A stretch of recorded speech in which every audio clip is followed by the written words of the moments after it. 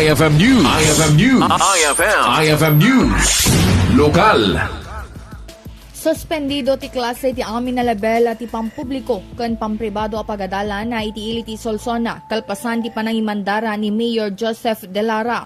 Daytoy ket kapo iti imunana nga inbarok ata ti Ilocos Norte Electric Cooperativa nga awan iti supply ti kuryente iti intero Solsona itang Aldaw Hunyo 19 manipod alas 6 ti bigat taginggan alas 5 ti malam. May naik iti raytoy manamnama ti alternatibo awagas ti panagadala wenno depende iti polisiya ti Department of Education na tapno agtultuloy latay ti panagadal dagiti estudyante.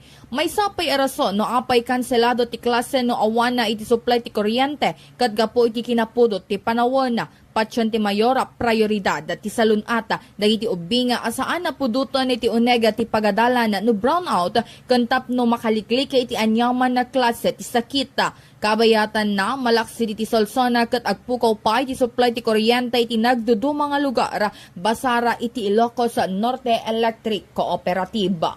Para iti IFM News sa Idol Bernadette Toledo, Tatak IFM.